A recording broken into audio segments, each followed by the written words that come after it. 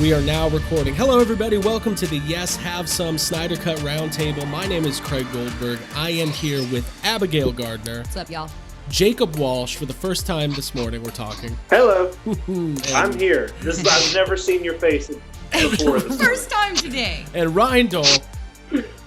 Nope. Good morning. Or hi, whenever you watch this. Good morning. Good evening and good night. Now we have to tell Good people, evening.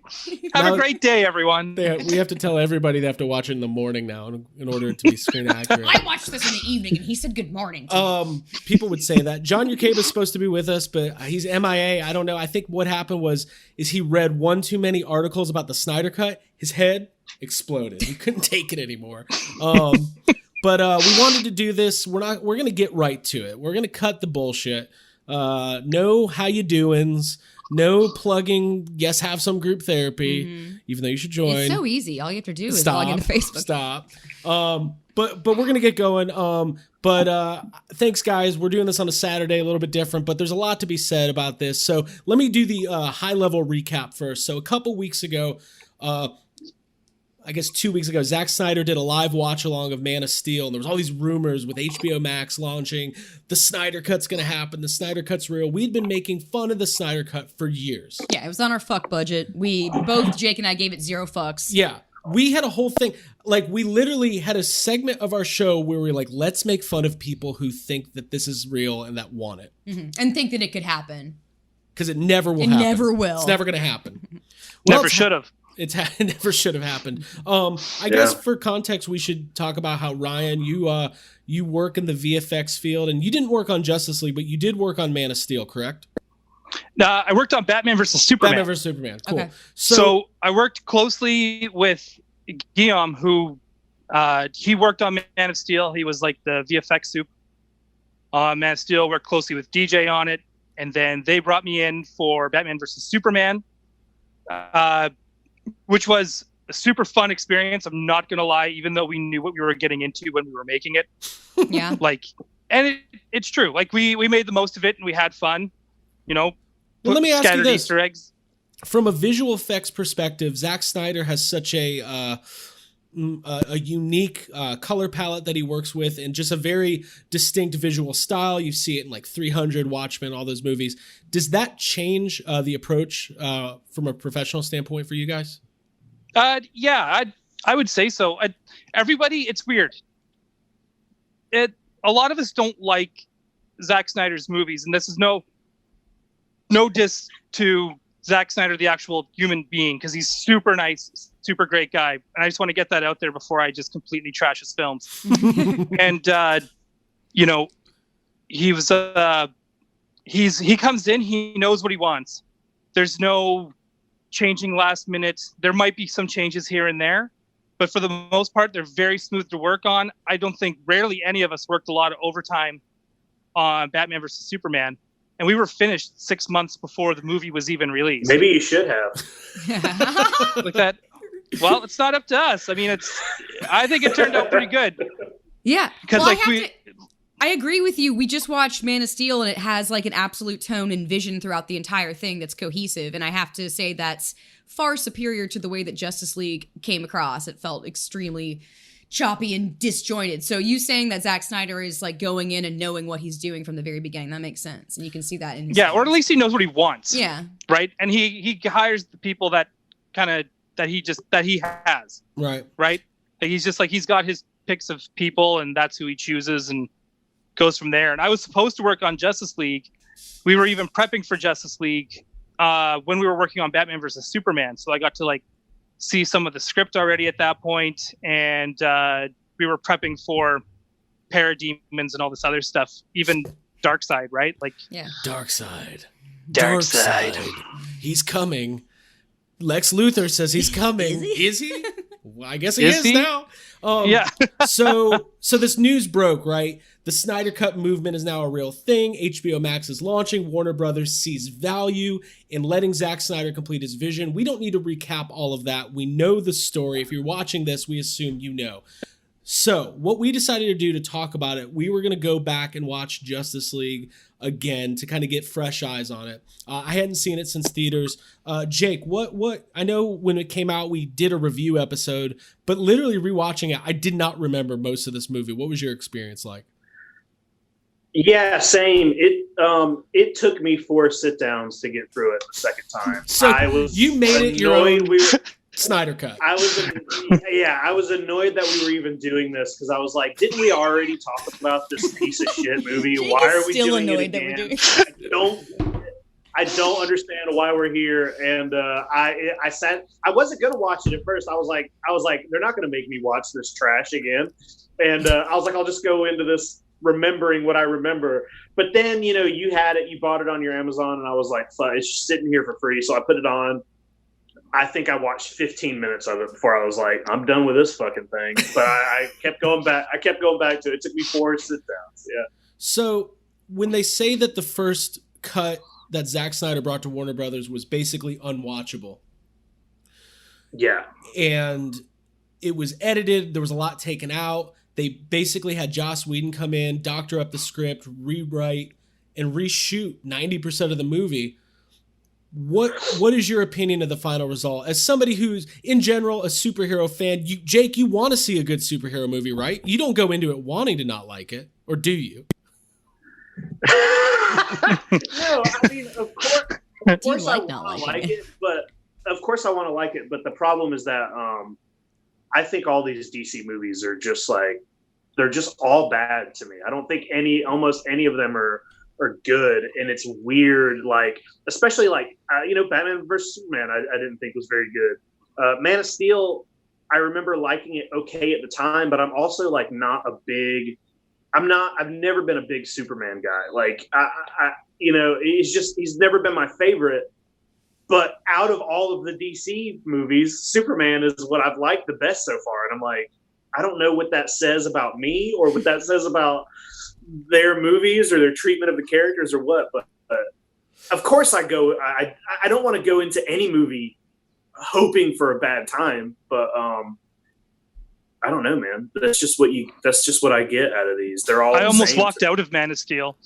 Ooh. Yeah. So Ryan, that's interesting. In the first hour or the second? Because I feel like the second. I didn't know which hour we were in because it felt like I've been in there for like weeks. It felt like I was in there for weeks. Yeah. Well, Ryan was in the tornado. Oh man, dude, that scene pissed me off. The tornado scene pissed me off so much. Yeah. The what was the other scene that really pissed me off? It was that one. It was just the neck snapping. The oh shit, I forgot my glasses in the elevator. Oh man, dude, that. Oh, and the other one, where he trashed that guy's truck for being chauvinist pig or whatever. Like that. Yeah. Aggressive. Right, like it was just like everything was so out of character for me in that whole movie thing or something. Yeah, like I was just like, oh, and you can hear DC, not DC, but Warner Brothers executives going, we need a darker, more like Batman, and you could watch it. You're watching studio execs making the calls while watching this movie, and it's just like, made me sick, and I just wanted to walk out. So it's really interesting. We rewatched Man of Steel, and I find myself enjoying it from the perspective of this is much better than Batman vs Superman, much better than Justice League, much better than Aquaman. We watched Justice League and then went back. Yeah, so but but I don't have that deep of a connection to Superman. So like him doing stuff out of character for Superman I'm not a diehard Superman fan. That stuff doesn't get to me like it might affect somebody like Ryan, but I do understand it. Christopher Nolan was an executive producer. This was coming off of Dark Knight Rises. I do wonder if they had some of that, like, let's get a little bit of a real world, darker influence into that movie. But the weird thing is Batman vs. That's obvious. Yeah. But Batman vs. Superman came out and it was dark and gritty, and like the world was like, no, this is not. I feel like it's that thing where they've dark doesn't mean good. Gritty doesn't mean good. If it's not attached to like real stuff, trauma, difficulty, and like the Martha conflict, like that was like right. None of that felt so grounded. Yeah, well, it worked for Batman and Batman, that trilogy, and that's why they were like, we need to just roll with this. And I think they thought at the time Marvel was really funny and light and colorful, and they were like, okay, this is working for Batman. Let's keep this going. And ultimately, it just like it did not work. I think, like, honestly, I think all of these characters that are in Justice League, it's much more fun to watch Batman alone than on a team. I don't care. I don't want to watch Superman cameo in Justice League movie. Give me like a Superman movie. I don't want to see Batman like playing well with others. Let him fucking be Batman on his own. Like, I don't care. It just doesn't work as well for me. I can see where Jacob's coming from on that. And even though I do like Batman when he's part of the Justice League, I don't like him as part of this Justice League specifically because they gave Bruce Wayne the Flash's role that you would usually see, where he's like being chummy and cracking jokes, and it was just it's jarring. It just doesn't work. Yeah. I think the most egregious thing about this Zack Snyder trilogy is that Superman dies at the end of Batman vs. Superman. It's supposed to be this emotional weight of that battle with what's his face, Doomsday or whatever. And then he wakes up an hour later, an hour into the next movie, he's back. And then Superman's only in Justice League for like 8 minutes of total screen time or something. So, and we all just rewatched it, probably still the best part of that cut of the movie. It is. I think a big issue, and it was really apparent watching Justice League the second time after watching something like Endgame, that they really are going for this like feeling. Like at the end of Endgame, you have the big battle, and then you have that like last 20 minutes of everybody kind of calming down and like kind of moving on. And they do that in Justice League. There's the big battle, and then there's an ending where they try to make everything feel big and like. But I'm like, you didn't earn it because it's only been 3 movies, and half of the characters in this movie we just met this movie, and it's like they're trying to be bigger than they are. They tried to like fast forward through all the like world building, just do it really quick. First movie, Batman versus Superman, do it immediately, and it just. Without having a standalone Cyborg or Flash movie with like their backstory, it's way too much too fast to like have to try to care about those characters and get their backstory with all that exposition. It's a lot of explaining and not feeling it while you're watching it. Marvel can get away with introducing Spider-Man without an origin story because A, we've seen it multiple times, and B, everybody knows Spider-Man's origin story. But you're just throwing Cyborg and the Flash at us like not everybody knows the Flash like we know Spider-Man. And if you're nobody cares about Aquaman. Oh, well, that's a fact. Yeah. Right? Like, well, it is. I mean, unless you're like a hardcore comic book reader, like myself or maybe John, who read a lot of superhero books, like everyone's reaction to Aquaman right away is anything that you see on Big Bang Theory, where they just go on, like for the Muggles, they just talk about how Aquaman sucks. Yeah. That's definitely part of pop culture to be like dogging him and make him seem lame. Absolutely. So they tried really hard, and Aquaman just comes off like Jason Momoa's They hurt Instagram. their cause. Yeah, Jason they hurt Momoa's their cause in that one. Whoa. Sorry. Right? That They was Jason somehow Momoa. made The Aquaman water. worse. Yeah. Somehow they did make Aquaman worse, and I find that He's bad. freaking weird.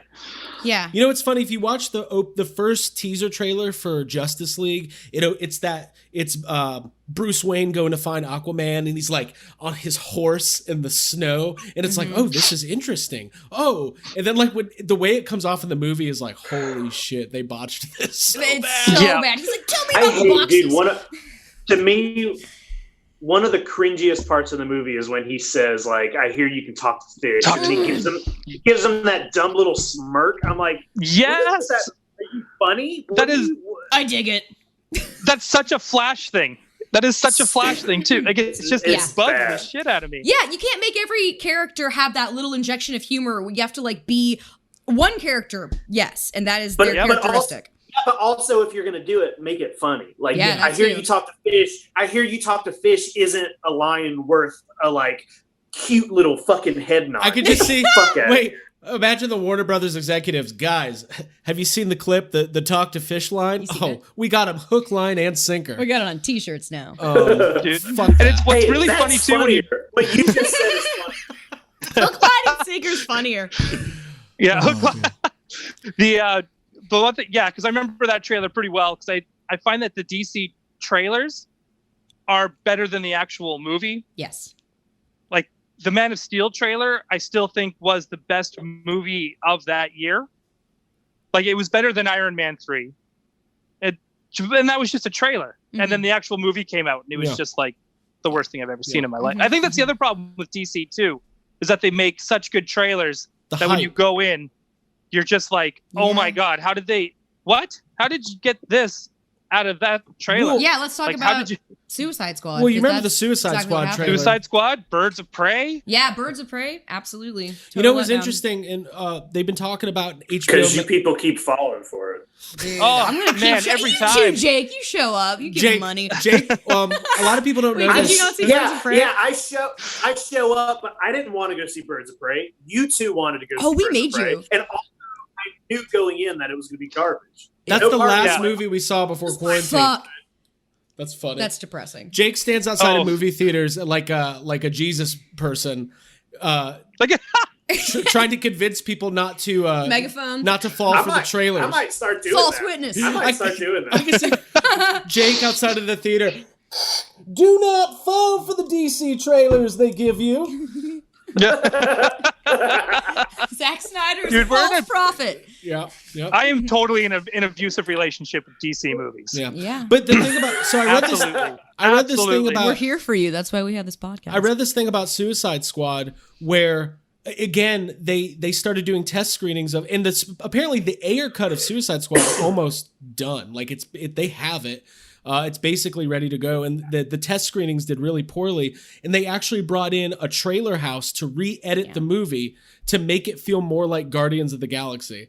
And that's why Suicide Squad feels Sounds like a jukebox that's just someone keeps pushing all the buttons because the song keeps changing. yeah, it's real bad. Yeah. But Suicide Squad, yeah, they totally failed at that because James Gunn, when he was making Guardians of the Galaxy, he had his soundtrack first, which is something you're always told never to do, is to build a movie off a soundtrack. Unless you're But a genius. James Gunn threw those rules out the window Yeah.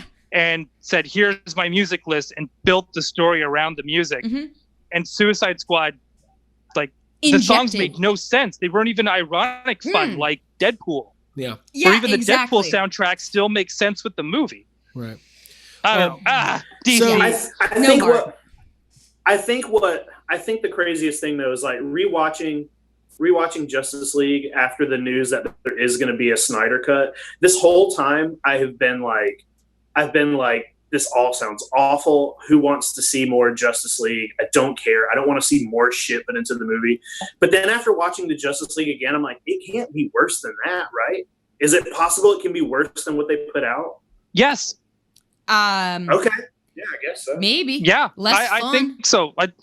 It's not even I don't fun. know how much they're actually changing from what the previs that I saw for Justice League from the Snyder Cut, because they keep saying, oh, we're completely redoing it. So maybe he had time to think about making a good movie. Well, I saw like I saw at first what they said that they were putting like 20 million into it, but then like yeah, but some that's just the guy- VFX budget. Yeah, but I was gonna say like then some guy from I guess HBO came out and he was like, oh no, it's like far more than 30 million. He's like, it's very expensive what they're doing. Like it's gonna be a big. They're just making a whole new movie basically. Which is insane because it's just in response to fan reaction and Twitter and that amount of people, I guess they want to monetize it, correct? Well, so when you put out a new streaming service, you need content, right? So even though I found out this week, HBO Max isn't really a new streaming service. It's just, they just renamed HBO Now to HBO Max. It's the same price. Yeah. Because I was like one of the people's like, well, I'm going to have HBO. I'm going to have to figure out. Oh, it's all the same. So anyways. It's the same. It's the same. But I think the thing is like, and I do want to talk about that fan uprising, but the weirdest thing to me is the roller coaster ride of the DCEU, which is now forever people were like, it's not really called that. And now if you look on HBO Max, it's listed DC Extended Universe. So they've canonized that now. Which is funny. Par for the course for DC, just constantly rewriting and changing things as they go. So the funny thing is, like, we started with like, okay, we've got Man of Steel, Batman vs Superman, Wonder Woman, Aquaman, Justice League, and it got to this mishmash of like, what is canon, what's not. Okay, Affleck's now out, they're rebooting Batman, but that's going to be completely separate, and it's like all this confusion. And then they were like, this is what we're going to do. It will now be standalone movies. Wonder Woman's going her own direction. Aquaman's going to go with his own direction. We're going to have a Superman cameo at the end of Shazam, but it's not going to be Henry Cavill. And now, a year later, it's Justice League's coming back with the Snyder Cut, and Henry Cavill's in talks to reprise his role. There's going to be a Man of Steel sequel, and like all of it's like coming back. And in my mind is like nothing's actually changed. The box office is the box office. The only thing that's changed is like the chatter and the demands. I wonder how, now that James Gunn's involved in this, doing his own version of Suicide Squad, that he keeps saying is not a sequel or a remake. I wonder if he's like stressed. I wonder if he's like hoping that nothing they're doing could possibly affect his version of Suicide Squad. I mean, I would imagine, with the amount of care I don't and think thought so. he puts in. You don't think he gives a shit? No, I think he's just going to do his thing. And then when his thing is better than everybody else's, he can just stand behind it. Yeah. Yep. Peace out. And then walk away and go make Guardians 3. And then we're all happy and we're crying and we're having the best day of our life. I like that. Okay. So I want to like something, so I'd like for that to happen. I would love to like something. Yeah. As far as this cut of Justice League goes, my impression was that it was worse than I remember. Like, in watching it, I was like, okay, Gal Gadot's phoning it in, it feels like. Ben Affleck, she's not relatable in that role. I mean, I think she's fantastic as a human being, but I don't think that there's any part of Wonder Woman that I'm like, wow, I really identify with that. And that's something I really understand. I don't think you're supposed to. Really? I think even in the comics. Oh, I'm losing toys behind me. Okay. no, you've got my interest. Yeah, I don't think you're really supposed to. I think characters like Superman, Captain America, Wonder Woman are like godlike almost. Yeah, we're supposed to be inspired by them. We're not necessarily supposed to relate to them like we relate to Spider-Man, or even like maybe even Captain Marvel to a point. Mm-hmm. We're not even technically even supposed to be able to relate to Wolverine.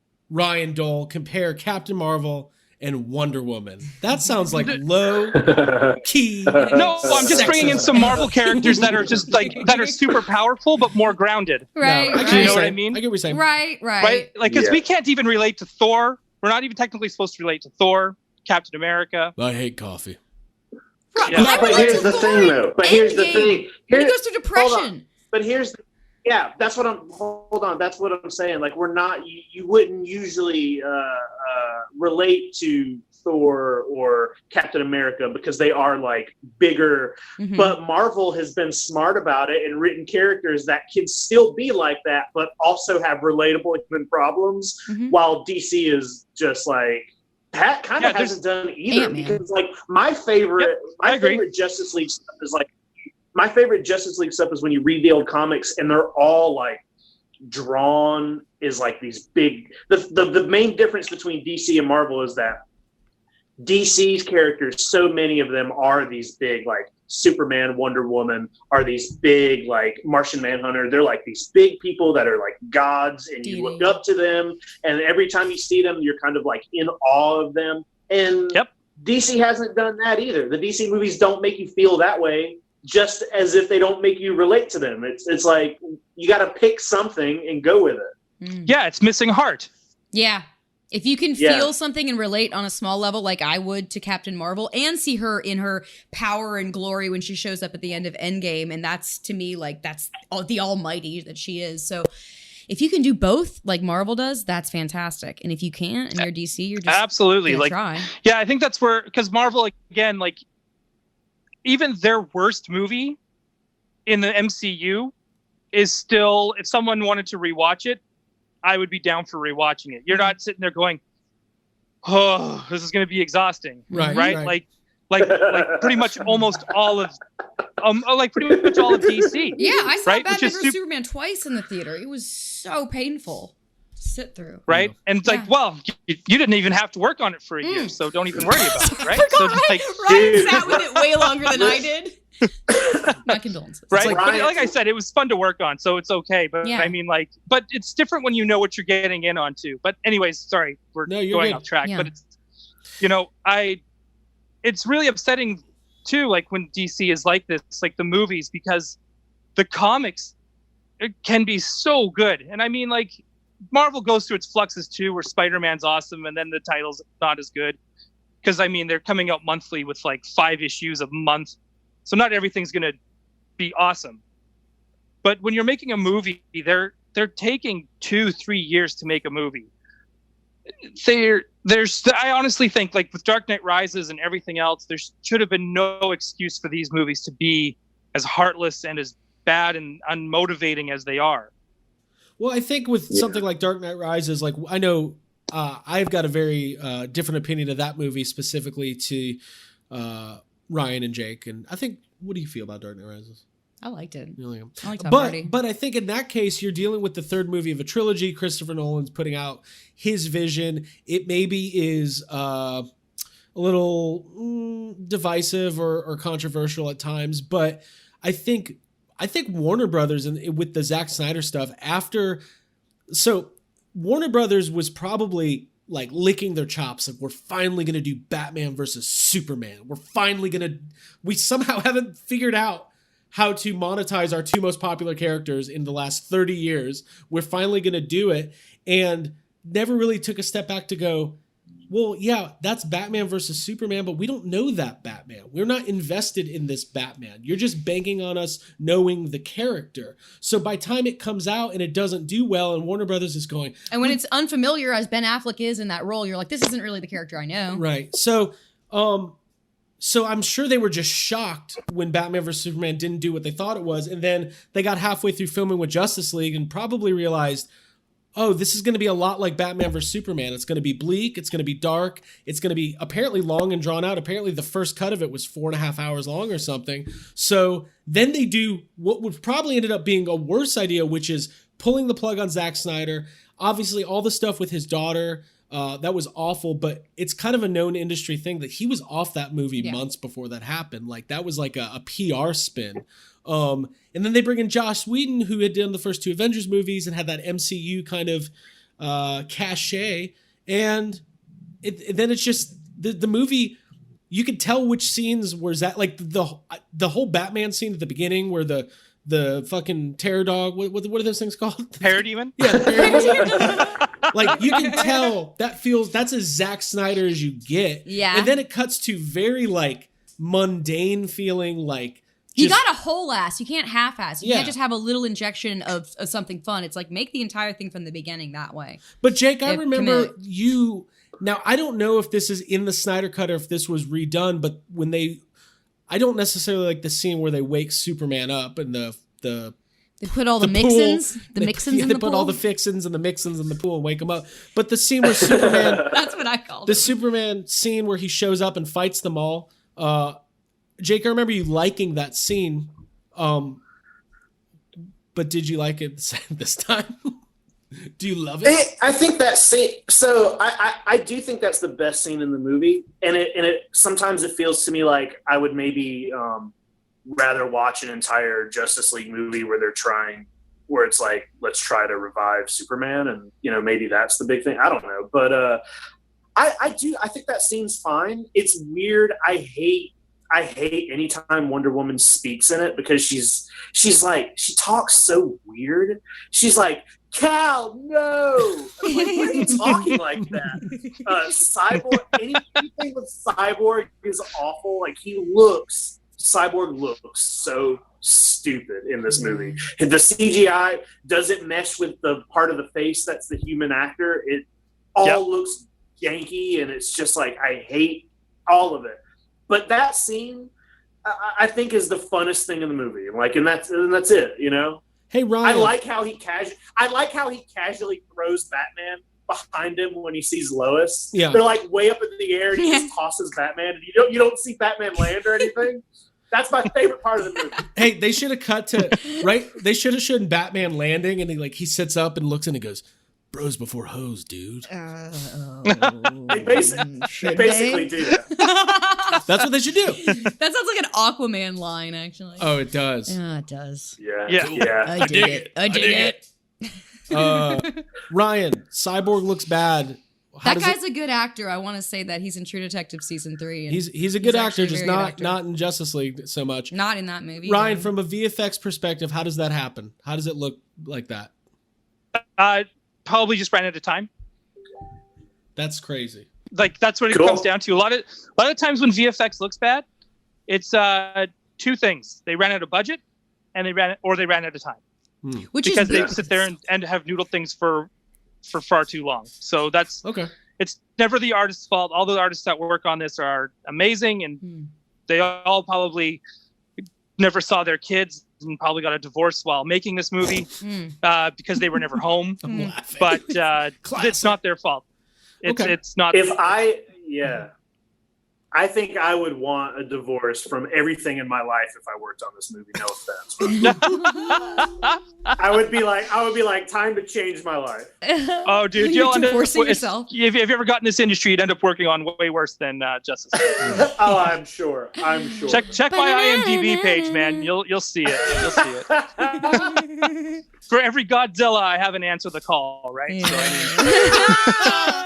So, That's a quote. That's a new T-shirt. That's a Sorry, quote. I just rocked the table. For every Godzilla, I We're have an grateful answer the for call. you, Ryan, for what you do. So yeah, Cyborg looks bad. Honestly, I imagine it's fun to work on the movies, no matter what the end result is of those movies. Yeah. So getting all the drama. because sometimes that part's completely out of your control. You're just doing your part of the job. Like you didn't. And That's right.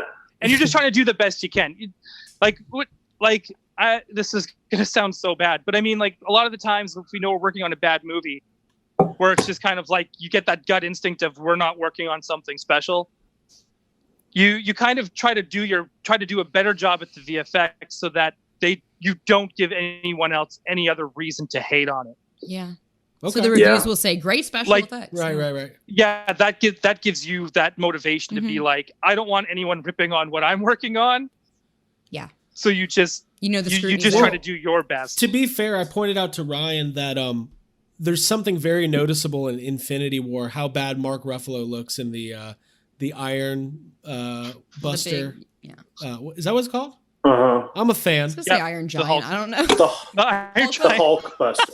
The Hulk Buster. Hulk Buster. Thank Yeah. Hulk Buster. Thank you. His head's just like floating inside the thing. Like if you ever next time you watch Infinity War, look at that and you won't be able to take your eyes off of it. Yeah, and I don't know if everyone else kind of noticed this too, but I definitely noticed after Avengers 2, there was a complete dive in quality in the VFX. Interesting. And if you ever have worked on a Marvel film, it's change after change after change after change, and you do eventually just run out of time on Marvel movies. Like you just do. Yeah. And I don't know if the Muggles necessarily see it, but it's like I can definitely watch a film for the first time in the theater and be completely taken out just by seeing like, oh my God, he's not contacting the ground. He's walking. Black Panther is walking and he's not touching the fucking ground. Like you start to lose your mind, right? The details that you pick up on. You and can the join same with like the cat. You can join Jake Captain outside Marvel. of the theater and yell at the people for not noticing. Yeah, why are you clapping at this? This was completely unfinished. That's funny. You know, it's I notice these things, and sometimes it can bug me, and I think that's part of the reason why too. Sometimes I don't necessarily give the MCU. I don't cut it a lot of slack where a lot of people praise it. But I'm also like I'm more into the comics too than the movie, so I also become that guy. Right. But like I said, like even besides all of that, I still think MCU is it's good, and we're always going to compare DC to Marvel anyway, so just keep going with it. Well, that's the thing when people say, "Well, it's not actually a war." The executives actually don't see it as a us versus them. I'm like, fuck off. Avengers made the most money of any movie of all time. So you can't tell me that Warner Brothers isn't like, well, we've got superhero movies too. Like you can't tell me that they're not like looking at their competition. Yeah. Anybody who runs a business is going to look at their competition. Like, who are our top two guys? Superman, Batman. Yeah. Yeah, and somehow Aquaman still hit 1 billion at the box office. I know. You know why? It's mind-boggling. You know why that movie made that much? People are fucking stupid. And Jason Momoa? They have nothing to do. Game of Thrones? Like, No, But it's then- not because I of mean- season 1 of Game of Thrones. It's because people are like, look, we heard that he talks to fish. We heard a rumor, and we want to see that. it There's blows my octopuses mind. playing drums. I went and saw it, and Ryan, I wish you would watch it, because as bad as any of these other movies that we're talking about are, Aquaman may be the worst movie I've ever seen. Like it's Mm-hmm. it is fucking awful. Mm-hmm. So And John Urqueva's it's- gonna love it. And it's awful on so many levels. It's like the writing, the look of it, every single thing about Aquaman is like, this must be a joke. Like it must be a fucking joke. Yeah. Well, Johnny Depp's abusive wife looks super hot in that movie. Yeah, I agree. That only gets you so far, Like- though. Her But hair it only looks gets you so far. Yeah. Her hair looks stupid. And dude, any scene where they're underwater, like I was laughing in the theater watching it, because there are scenes where they're talking to each other underwater, Yeah. and everybody's hair is 100% CGI so they can make it move, but it looks like old PlayStation 1 graphics on top of a human head, and I'm like, what is happening? You know what? They're I got so- stories about that from my friends that worked at another studio. I'll just Yeah, say wet that. I hair got stories from friends that worked at another studio that worked on it. We could talk about it after the Cool. podcast, Cool. after recording. But After hours. dude, Um, there's some drama behind that. Yeah. Cool. It sounds like the overall census is that Justice League, them reshooting it, them retooling it, didn't necessarily make it better. Maybe didn't make it worse, but it definitely made it weird. Like it's a weird, when you watch even the first Avengers, you've got this driving story. And even if you've never seen any of the Marvel movies, if you put on the first Avengers, you're going to be able to piece together, Captain America, Thor, we've got Black Widow, we've got Iron Man, we've got Hulk, and there's this looming attack on New York. You might not know all of the intricate details, but Yeah, you don't know what Tesseract is. Yeah. I still don't. Oh, they got the Tesseract. But it's interesting. Damn Tesseract. But you're going to be able to get it. When you're watching Justice League, like an hour in, I'm like, what are those boxes? Like, what are they? Why do they want them?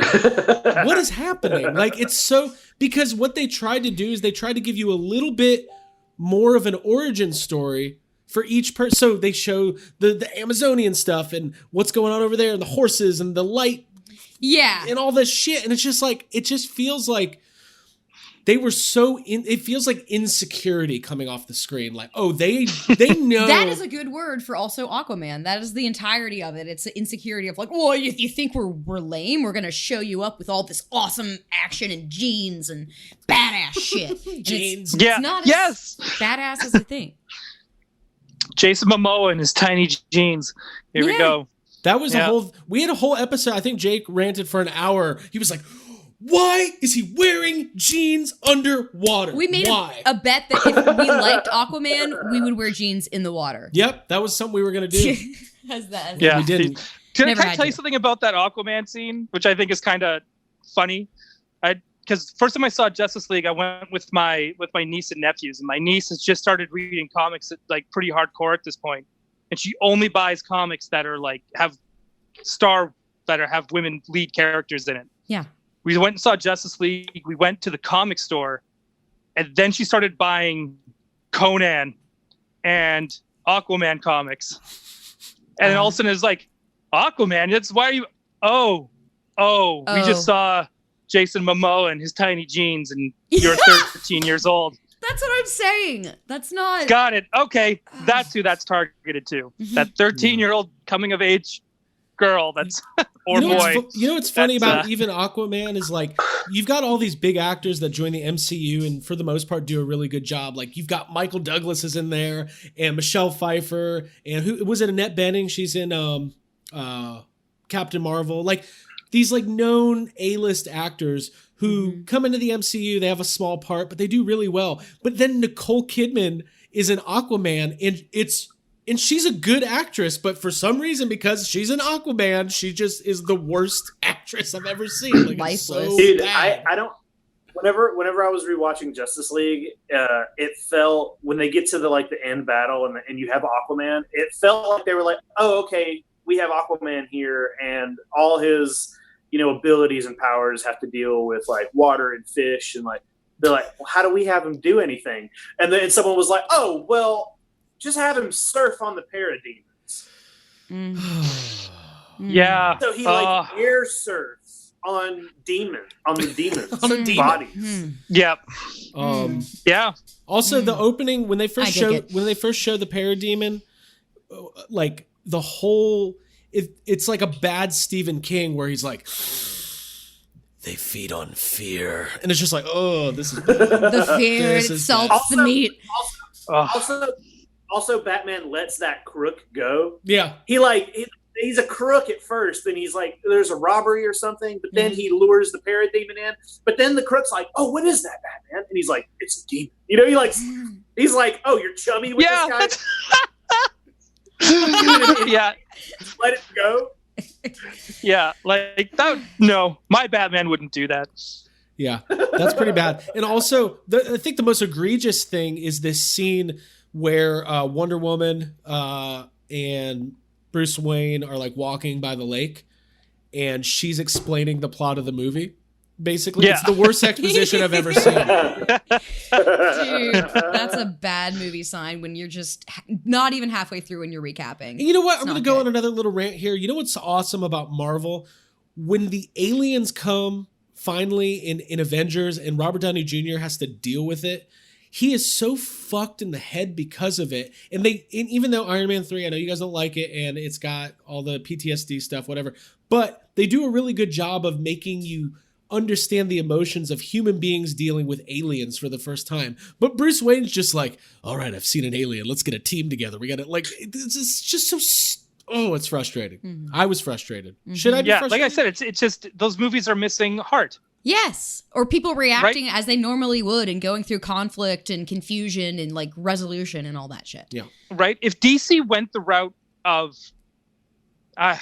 this is going to sound like so self-serving on my end. If they went on the same route as, let's say, Into the Spider-Verse, where where the action is secondary. Yes. And all they tried to do is just try to have a story where you cared about these characters. Yes. And then, and then the they're powers funny and likable and good. And the fighting is just secondary. It's just the icing on the cake. Yeah. You can't lead. Right? Like I think it's just the gravy on the potatoes. Like, that's all. Man, it's just a butter on a biscuit. I think what's going to happen gravy is train with biscuit wheels. Suicide Squad's going to be that test because James Gunn has said it's the most fun he's ever had making a movie, and he's more emotionally invested in any of those characters than anything he's ever done. They paid him to say that. He was talking about all the dogs he adopted while he was down in Clearly not true. So we're gonna see if that movie comes out and it's just void. Then we're gonna then maybe you can have that conversation. Maybe it's just these characters don't translate as well to the big screen because as much. I disagree, but go ahead. I'm just saying it could be an argument that you can make. I think I'll be honest with. I think Batman. Like, Batman movies are good and fun and fine, and I know we all love 89 and Returns and Forever and that and stuff. But I still think Batman works best as a series. Like when you're doing Batman animated series, or even if they did like a live action series where it was like Daredevil. I just started rewatching Daredevil. If they made Batman like that, where you got to really kind of delve deeper into these characters, not these one-off Joker films and these these just, and because that's what Dark Knight is. It's just another one-off Joker film. Like, let's get into this. Let's get, like, you can really delve into the world of Batman. It is dark. It's cerebral. We can get in there, but the movies don't give us enough time to do that. And I think DC should be going that route more than trying to give us whatever it is they're giving us. By the way, I just want to let everybody know that our phones are definitely listening to us. John Yercabe is going to be joining us. He's trying to get in right now. But I just typed the word END, end, but I mistyped it, and it self-corrected on my phone to VFX. So, yeah, your phone's definitely listening. Yes. So he's going to try to join us here in a minute. Ryan, I completely agree with you. That's another thing we probably won't get into it too much, but another thing that really makes this entire conversation with DC interesting is that they put out the standalone Joker movie last year, and it did really well and made more money than anybody ever thought. So the fact that Marvel's got one congruent universe and DC's trying to have like 3 or 4 is kind of indicative to just maybe not as much of a battle plan as they should have over there. Yeah, and foresight. And if they're going to start doing that, where they start doing almost like how they're doing at the comic stores, where it's like you don't need to watch this in order to watch this, or read this in order to read that. I just don't think it works the same with movies anymore. Right. I don't. Yeah, but the only reason they're even doing that, though, is because it's like a last ditch effort for them. They don't want to have multiple universes, but the fact that the universe they cashed in on isn't working, they're like, fuck, let's try something else. Like, it definitely feels like a defensive.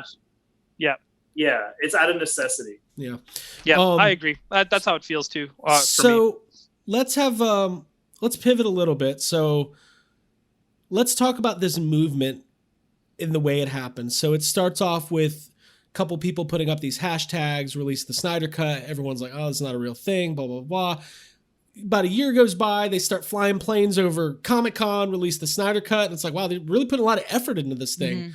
Does anybody think that Zack Snyder himself actually started this entire movement?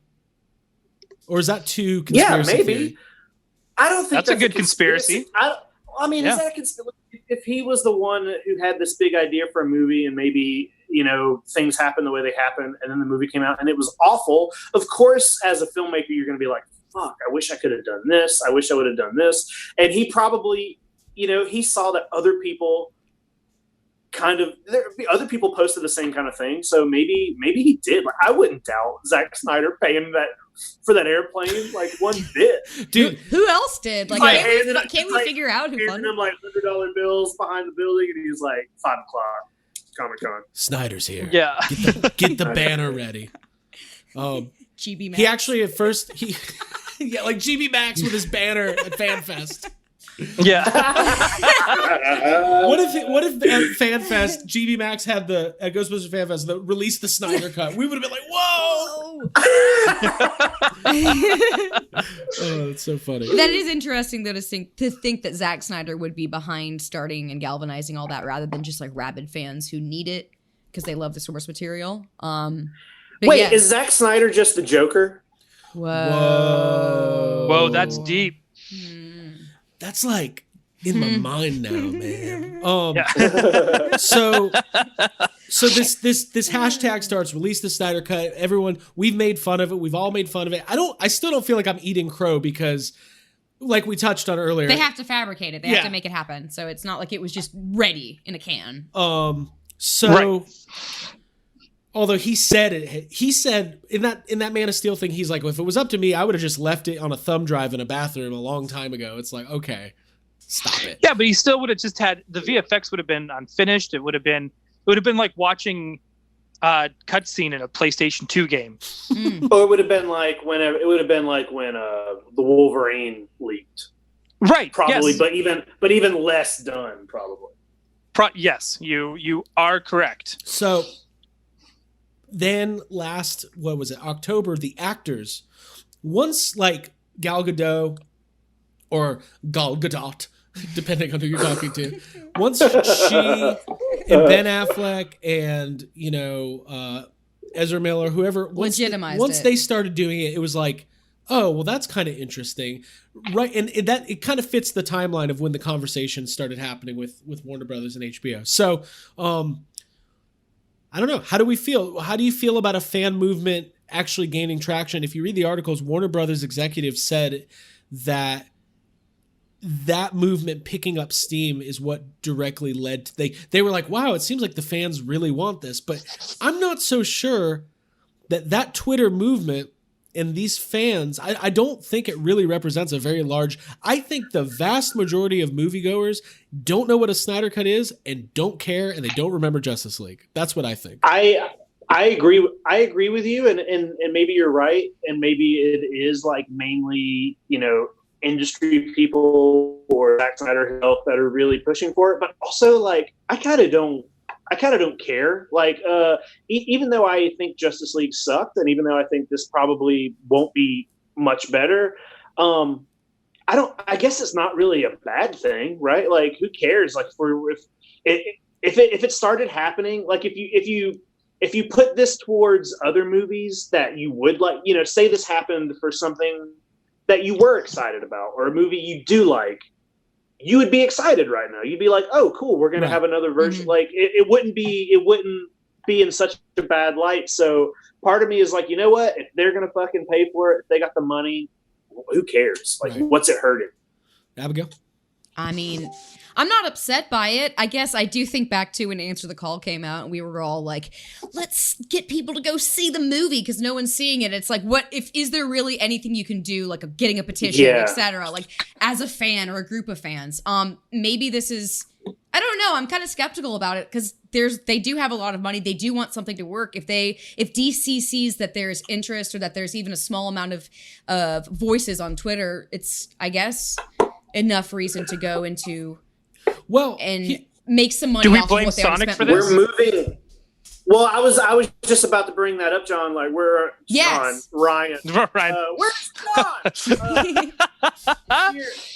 We're moving into like this weird new era of films where it's starting to become like, why do we have we're starting to get a say in things? If we argue about something enough, they'll fucking fix Sonic or whatever. So I don't know. Maybe that's gonna become. I don't know. We can affect change, at least in movies. Yo, I want the Then why Knuckles can't we cut of demand Sonic. something good like live action turtles that aren't VFX? Yeah. Yeah. Well, that's the movement I want to get behind. That's the movement I want as well. Like, Yeah. I mean, So gritty, real. The thing from Warner Brothers' perspective is they're still trying to figure out what the future of this universe looks like on film, right? So they, without a doubt, want to do another Superman movie. And if they're like, well, it seems like people really do like Henry Cavill as Superman. And I will say, I think he's a good Superman. He's got the look. He's a beautiful man. He fits the role. He's a good actor. Yeah.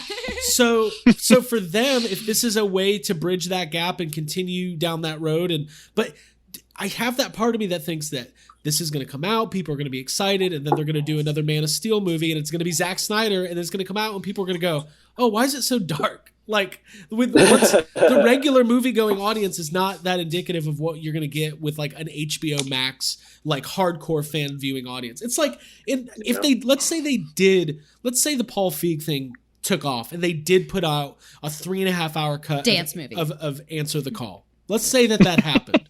Yeah. We would care and we would know about it. We would watch it, but I don't think that translates like outside of the walls of the internet. And I think there's still that thing where people think that the voices on the internet mean more than they ever actually do. Same with the Sonic thing. Like, I think there's a chance Sonic would have done the exact same amount of business even if it wasn't redesigned, but we'll never know. Did you know? Hang on. I got some news for you on Sonic, just to kind of add it to that. Thank God. Yeah. When they came out with the trailer, that first original trailer that everyone lost their bloody mind over, the studio wasn't done. They actually didn't decide on a final design for Sonic. Like, that was that's never stupid. Then it is then stupid. Then don't put the trailer out. That's a studio problem, right? That's not. Yeah. That's not nothing to do with anything. And it's kind of funny. It's just like, I think For they sure. were. I know all those. It's funny. The same VFX studio that was working on Sonic was also working on Cats, and then it closed. So you can only just imagine how rough morale must have been at that studio at that time. Like, I can't For even. sure. Yeah. I can't even imagine. So, but they said it was rough because, like, after that trailer came out, they decided, here's like 5 other things, and they were just like they were trying to finish the movie while constantly redesigning Sonic. That sucks, right? And then to have the internet dogpile on it. Yeah. Well, I mean, I guess it worked out for him because apparently it's good. I haven't seen it, but a lot of people. I mean, they're making a sequel. So yeah, buttholes too in Sonic. Cool. Buttholes. So cool. So this is where we stand. This is what I'm getting from everybody. A lot of apathy. A lot of Meh. like not yeah. like, Who cares? yeah. Like I don't have a hardcore opinion. Like I'm happy, and I think Jake, you were saying this a few minutes ago. Like if this was something you were really passionate and cared about, like if this was a Godzilla movie that was going in one direction, it was completely changed and turned out to not be so great, and then you realize that the original vision was going to see the light of day, you'd probably be pretty happy. Yeah, about if that. it's a property that you care about, that you wanted to see so desperately, you will hold out hope for something that will satisfy that because you wanted it so bad. Well, I'm pretty passionate about Superman. I love those comics. I love the character. But I don't know, man. I just feel like it's been a continuous letdown, especially since Superman Returns, the one that's directed by a pedophile. You know, I think that once... I mean, it is. Since that has happened, it's just kind of like... You do hold out hope that you're going to get that one good one. And I think now, more than ever, we need a good Superman film where we feel inspired and uplifted when we leave the theater. Yeah, let me ask you that. What is the key ingredient that those movies are missing? It's hard. Like I said, with everything, we should come out of there feeling like we can do better, we can be better. You know, we may not have heat vision and ice breath, but we can be nicer. We can be better people. Yeah. And look past people's flaws. And I think that's I feel I feel the opposite than that when I come out of these movies. I feel like fuck everybody. I want to go fight somebody now. Wait, Jake, That's what how I was, feel when can we get Jake's quote on feel Aquaman? bad. Wait, after you walked out, you wanted to pollute the ocean? I made that. That was my favorite. I made that Facebook. It's an anti-PSA post, for yeah. you. Jake was Maybe like, I'm going to go buy a 6-pack of soda. I'm going to drink all 6, take the rings, I'm gonna go kill some sea turtles. toss them in. Yeah. I'm gonna go shark finning. Yeah. Yeah. Wow. But yeah, So- that's just what I want for my Superman film. When these directors come in and they just want to give it their version of their spin on the character, that's what Superman is like. Star Wars in that sense. Nobody wants to see someone else's version of that. Right. Just do it. franchise. Just make it what it is. That's a really good comparison. Yeah. Like Ryan Johnson. That's just what it like. Yeah. Nobody wants to like, as interesting as Tim Burton's vision of Superman was, with the knives that come out of the S and all this stuff like that would have flopped. That would have flopped so hard. It would have been one of those things where like we probably would love it now, but we would love it in a way where it's not like we don't love it because it's a Superman movie. We love it because of how fucking weird it was. Right. Yeah, I think so. I agree with that. Like, because it would be like one of those movies where like every 5 minutes you'd be like, what were they thinking? Yeah. It would be like, I can't believe this got made. Kind of thing. They did it. Yeah. Congratulations. Yeah. But Ryan, that's a really good thing you said, and I think that's a point when there's Star Wars arguments that's kind of, is Superman or Star Wars or even like Spider-Man, are the ideals of those characters or those properties so ingrained, they just are what they are. And maybe it was interesting for Rian Johnson in The Last Jedi to try to go in a completely different direction. But at the end of the day, Star Wars, this is the thing I always say, and I don't care, I'm going to say it. These things, at the end of the day, they're products, right? And if you're on Shark Tank and you have a product and it's selling well, and then you decide we're going to re-release the product with similar packaging, but it's going to do a completely different thing that goes against the grain of what the product is known for, all the sharks, I know the Shark Tank. Yeah, I've seen it. They would be like, you're fucked. You're fish food. You're out. You're done. Why would you change it? So I don't think something like Star Wars or Superman needs to necessarily challenge my idea of what it's supposed to be. That doesn't mean you can't have a creative take on it. Obviously, comics there's different writers and different artists and different interpretations. And you can have all these conversations about like Batman and his motives. And if he kills, is a couple kills okay? But I think all of us feel a little bit uncomfortable seeing Superman snap the dude's neck, right? That's a little bit like, whoa, that's not really a Superman thing. And it's not like he's... Yeah, it's offensive. It's not like he's... See, I have less... So I will say about Man of Steel, the scene with the tornado, and even though it's a little cheesy, the ideal of you need to, like him being 17 or 18 or however he's supposed to be at that age, and his dad teaching him, his Earth dad teaching him this lesson about keeping that secret. Like, I can buy into that a little bit. No, I do not buy into that. I'm going to fight you right now. Okay. That is such a bullshit scene. Okay. Remember the Christopher Reeves one? Superman's like, Pa Kent dies because he has a heart attack. Teenage Superman cannot stop his father dying from having a heart attack. Mm-hmm. He can totally run into that tornado. That's what I was thinking. Save him, and even save that fucking dog. That's what I thought. And you know what? And then all of a sudden say like, oh, hey, look, the tornado carried us over here into this bale of hay. We're fine. Right? He could come up with excuses and reasons to save his father.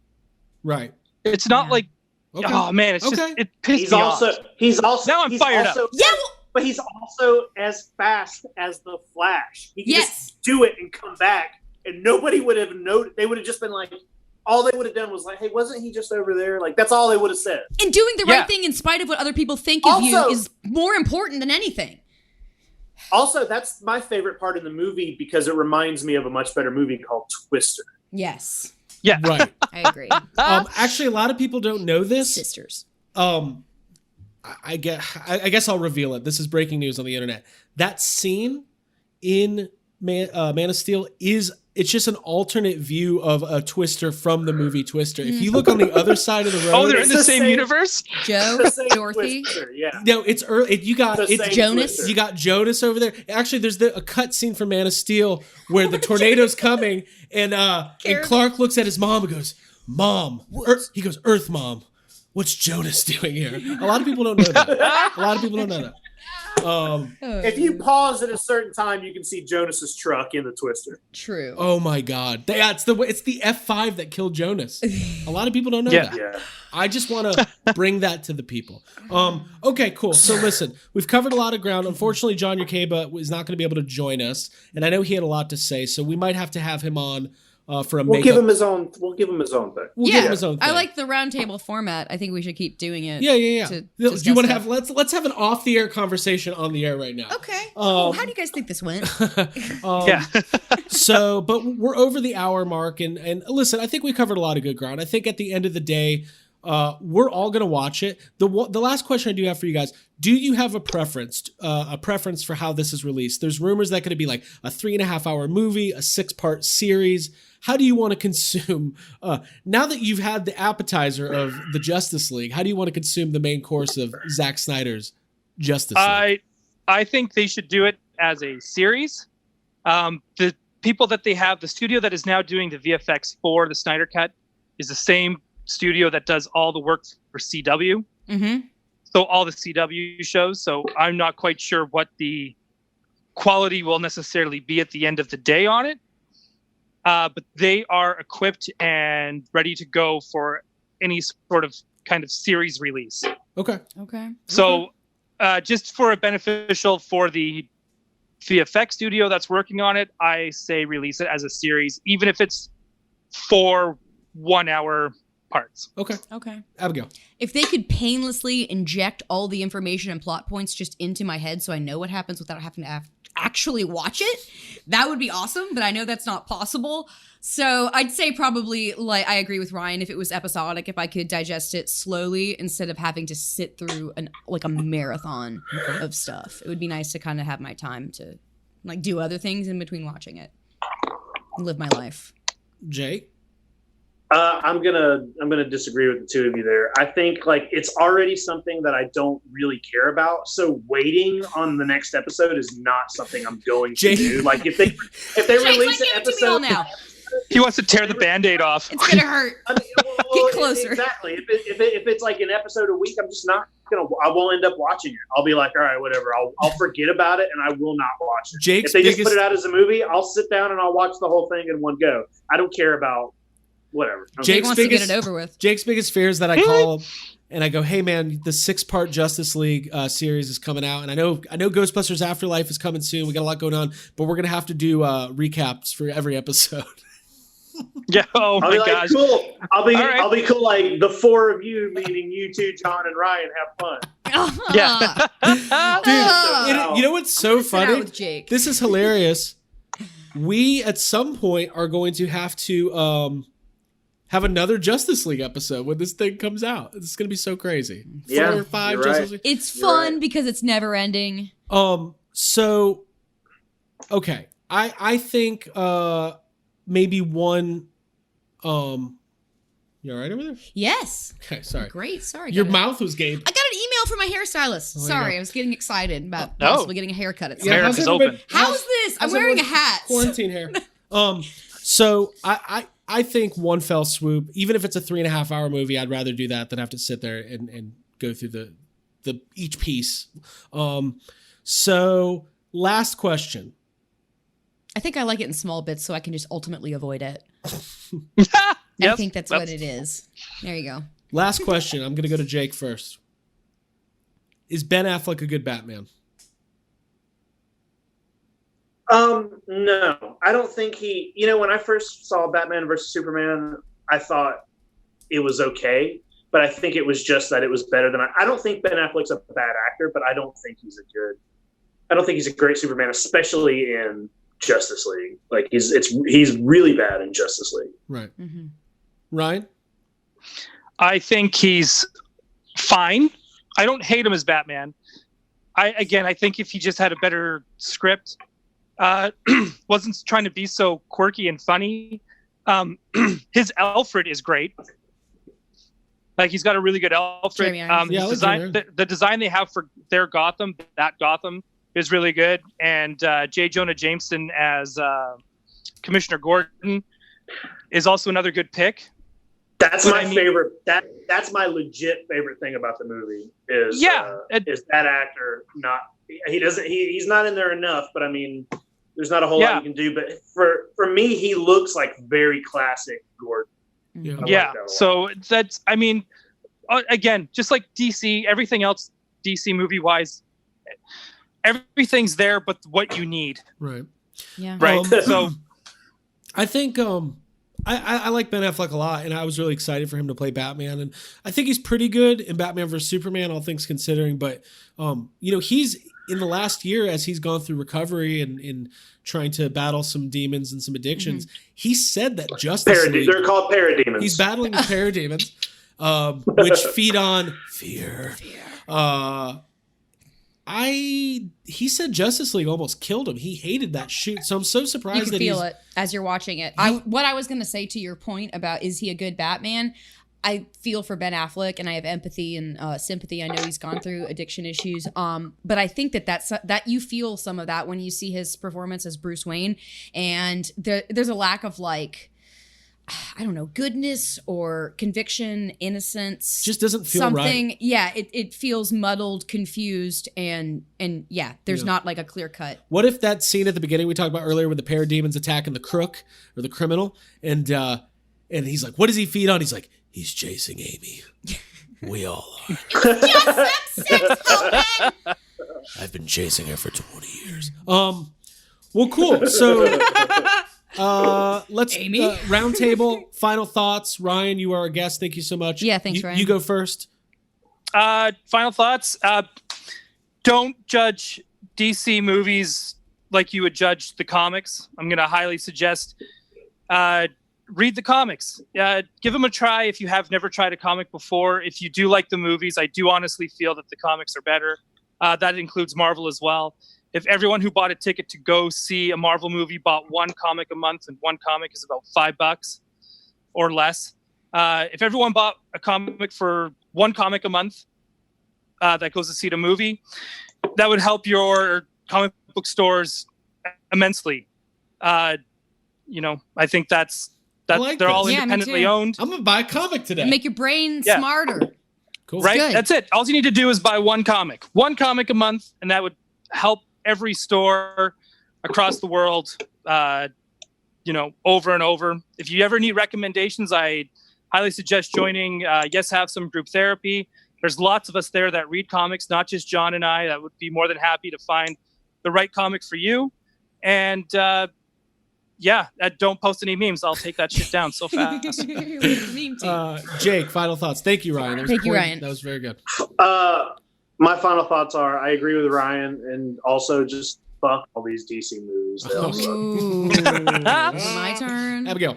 Watch Batman Forever. That's a very good DC movie with a Batman that's going through conflict and his own psyche, and Nicole Kidman is actually good in it. Yeah. So good. If you feel like watching Batman, Joel Schumacher, he gets shit too, but I like did you his see that direction. on somebody's been tagging us on Twitter, #release the Schumacher cut, so we're part of that movement now. Cool. I'm Do you proud to be a think part Joel of that. Schumacher should get to do Batman Triumphant, which was supposed to be the fifth Batman movie? Yes. Yeah, Where it was supposed to be like for sure. Courtney Love as Harley Quinn and Jeff Goldblum as the Scarecrow. Yep. Fuck All the me, villains yes. come back. Yeah. Let's start that movement. I want to see Let's start 85-year-old Batman Triumphant. Jack Nicholson as the Joker. That's what I want to see. No, I want to see them bring back. They could bring back Keaton, or they could even bring back Clooney. I think either one. I think I honestly Val's think that's the going thing that through some stuff, but that's the thing that pisses me off more. I was like, if we were Jacob's gonna face. if DC fans were gonna use their power for one movement to get something done, and it's not Michael Keaton returning as Batman for a Batman Beyond movie, then fuck everybody. Yeah. Right. Yeah. For sure. Yeah, True. That's true. I'll back That should that have been up. the whole episode, is you just saying that. Just be repeating that over and over. That's it. All right, cool. Or give Michelle Pfeiffer her own solo Catwoman movie. Oh, I'd watch it. Okay. I knew that was gonna happen. I knew he was gonna say Sorry, that. Kate. Continue your final thought. No, You I really think that's like it. I think we're done. Okay. Yeah. Cool. We were going to release Cool. the Yes Have Some Yeah. cut of Justice League where it's just the opening credits. and Oh, then I the end started- credits. Oh. Most depressing opening credits to any superhero. I film started in the cutting world. off the share. I started cutting together a fake trailer for Zack Snyder's Justice League, and it was all clips from Dumb and Dumber. And I just stopped. I was like, I'm putting way too much effort into this. Too much. But it basically, it was the opening of the trailer where it's got. I'll just explain what it was. It was Bruce Wayne on the snow on the horse, and then it says there's a war coming, and then it fades to black and fades into Jim Carrey with silence going, I'm sick and tired of being a nobody. And then it cut to Neo going, are you saying I could stop bullets? And then there was a cut of Brandon Routh in Superman Returns getting shot with the bullets. Then it cuts back to Morpheus. When I'm done with you, you won't have to. And that's as far as I got. So Sounds like a better movie than that's Justice my League. Craig YHS cut. All right. Yeah. Well, listen, for Jacob Walsh, Abigail Gardner, special guest Ryan Dole. We were not able to get John on the line, but we'll have him back on the show maybe this week because I know he took a lot of notes and had a lot to say. Yeah, that's it. Yeah. All right, everybody. Thanks for watching. See you Thanks next for time. listening. Join Cool. Thanks, everybody. Bye. Love you, Bye. guys.